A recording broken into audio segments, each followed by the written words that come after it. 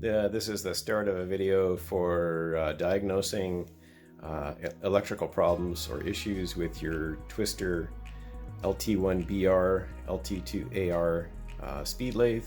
As with all electrical items, you need to exercise high levels of care. Inside the machine, you're dealing with, in this case, this machine is hooked up to the outlet and it's got 110 volts on the inside. Other machines might have 220 volts, so you always need to pay very, very careful attention that you disconnect the power cord from the machine, as well as disconnect that power cord from the outlet.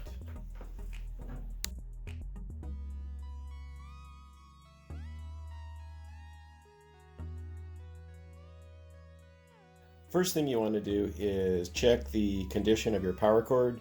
You want to check for any cuts, gaps, breaks in the external insulation. Make sure that you don't have an exposed wire. Replace if needed. Only use authorized Overbeck machine replacement parts. The next thing you want to do is actually use your DVM and check continuity on the cord itself. All you need to do is switch your DVM to continuity, auditory, so you can hear. We'll first check the ground conductor, so that's got continuity. Next would be either your neutral or hot, so that's got continuity. And then the opposite conductor, if I can get it in there, that's got continuity. So with a cable that doesn't have any cuts or issues and it has continuity, we can eliminate the cable as being an issue with the operation of the machine.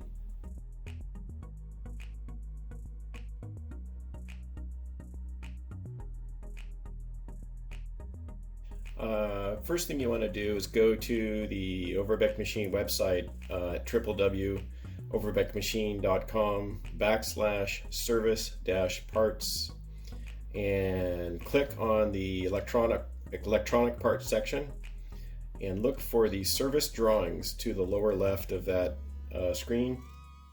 You want to pull up the figure or Fig 4R model parts and wire layout REGEN. We're looking at the wire REGEN drawing. If you study that a little bit, basically what you want to do is follow the path of power. Our main power comes in this case on the machine, from the power cord.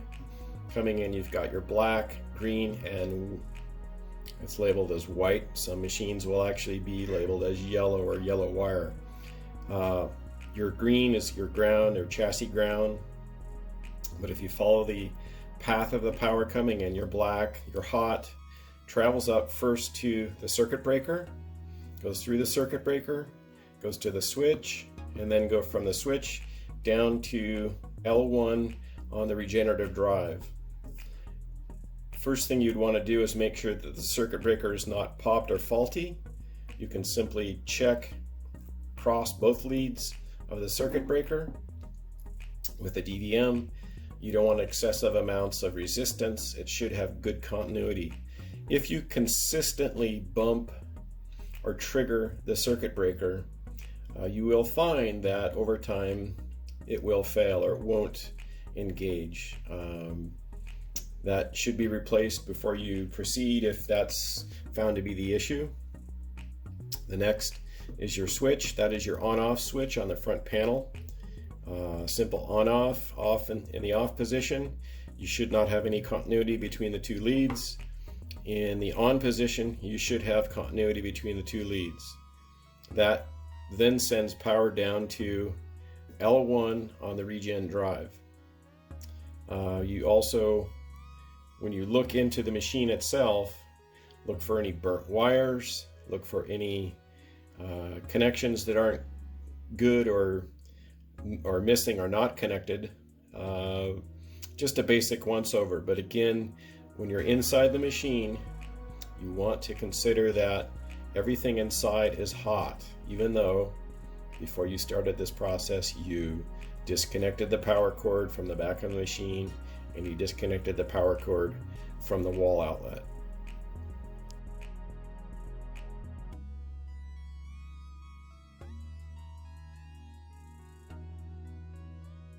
Okay, so now that we've got our machine disconnected from the wall outlet, and we're going to follow our path of power coming in. The incoming is the black wire going in from the power receptacle, travels up, goes up to our circuit breaker jump down to the on-off switch out to REGEN drive on L1.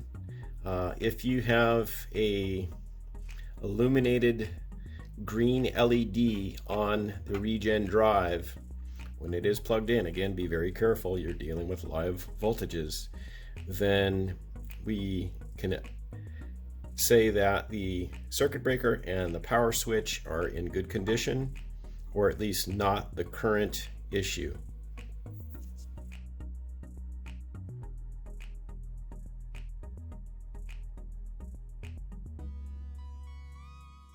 So now that we've determined that your incoming power cable, your incoming power, we have good circuit breaker, a good main power switch. We're going to be very careful again dealing with live voltages. We're going to plug our power cable back in. We're going to plug it back into the wall. We're then going to turn the main power switch to the on position. We get a green light on the regenerative drive. We then switch the forward reverse neutral switch to the forward position, and then we dial up on the potentiometer and we get motor rotation. Okay, so that's the ideal condition. If you had a situation where you switched from neutral position on the forward reverse switch to the on and you got no rotation, but you still have a green light on your REGEN control, you need to look at the forward reverse neutral position switch as well as the run brake switch as well as the motor.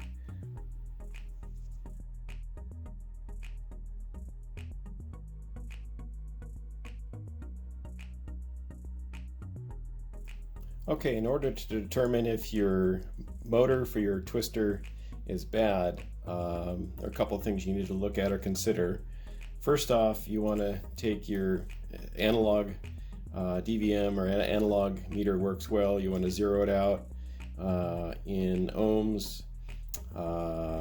Next, want to then take the green conductor or ground conductor on the wire and plug that into one of the leads, and then check in a couple different spots that you have continuity between ground or ground isolation to the motor itself. That all looks good.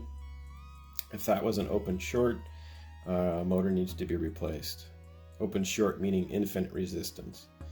Next, you'd want to take one of the power leads and check that to ground. Make sure that you don't have any issues with that or any issues with the motor itself. You'd also want to check to see if you've got very low resistance between A1 and A2, the leads themselves. If all of those check out, or if you have issue with those, motor needs to be replaced. Lastly, motor with some age may require brush replacement.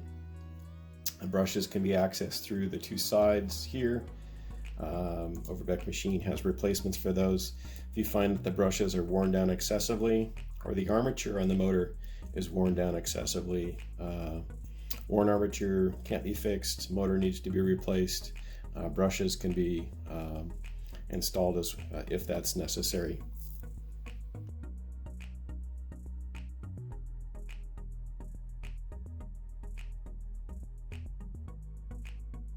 Okay, in order to test the output on the regenerative drive, again, you need to exercise high levels of care because you're dealing with lethal voltages.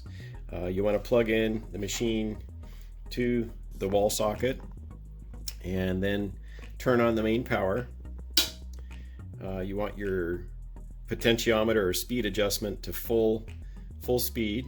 You want your forward reverse knob to forward or reverse, doesn't matter. You want to set your DVM to DC volts, and very carefully check across the A1, A2 leads on the right side of the drive. Place one probe there and one probe there, and you should have something on the order of 80 volts. And something on the order of 80 volts. If you have 76, 60 volts, that's not adequate. That indicates that the REGEN drive is faulty and should be replaced.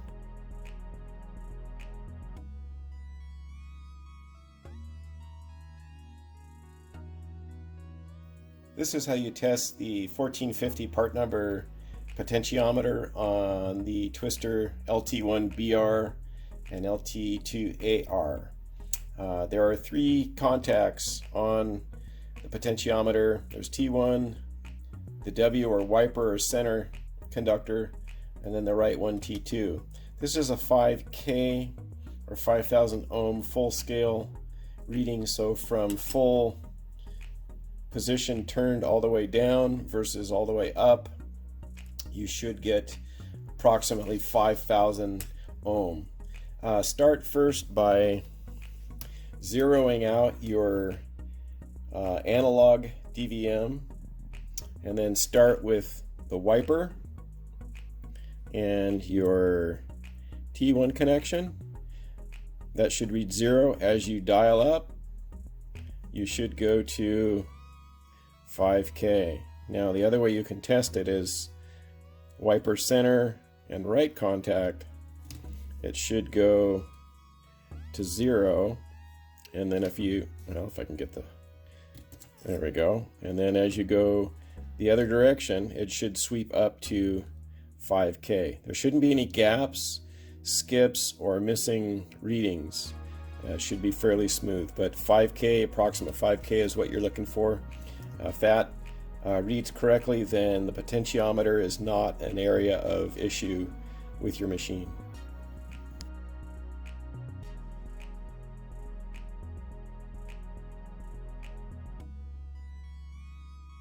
Okay, again, you're dealing with live voltages. Use high levels of caution. Don't arbitrarily stick your hand inside the machine. You can get shocked, you can die. For this test, you want to go ahead and plug in the power cord to the back of the machine. You want to plug in that power cord to your wall receptacle. You also want to plug in your foot switch cord to the back of the machine. Start by turning the main power to the on position. You want your speed adjust knob to full speed. You want your forward reverse switch in the forward position. Currently the machine is rotating in the forward position. You want to then switch the forward reverse neutral switch to the neutral position. You should have a spindle that stops rotating. You then should switch it to reverse. The spindle should reverse or go in the opposite direction. If you find that the forward reverse versus what the switch indicates on the front panel is wrong, your leads from the motor are switched. You need to switch A1 and A2. Okay, so now in order to make sure that the brake run switch is correct, go ahead and switch forward reverse neutral to forward. We then switch the run brake switch to brake. Now in order to get the spindle to rotate, we need to press on the foot switch. If we press on the foot switch, we get spindle rotation.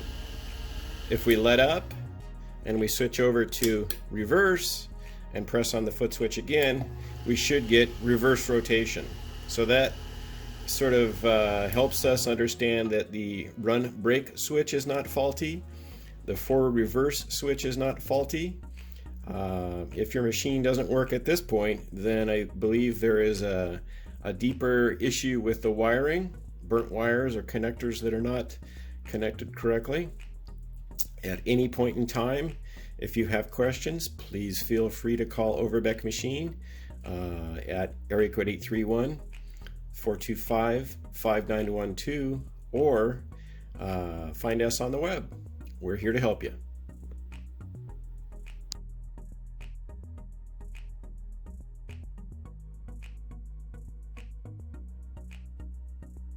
So the last thing you want to check once you've completed all your repairs, you want to make sure you still have good grounding on the machine. In order to test that, you want to go ahead and disconnect your main power cord from the wall socket. Take your DVM, put it into continuity mode, and typically a beeper works well. You're just trying to make sure that the connection's there. Take one probe, place it on the ground conductor on the cable. We should be able to contact any non-painted surfaces to make sure that they're actually going back to ground. Like for instance, our casting is going back to ground, our closer assembly is going back to ground. You could go ahead and check the conductor that comes out into the case. Make sure that that's contacting. That's our ground conductor. At no time should you be able to miss any of those instances where you don't have continuity of the ground. If you don't have continuity to the ground to any of the devices, you do run the risk of a short in the machine causing you to be shocked. We don't want that, so you want to make sure as your last check, make sure that the machine has got good ground continuity.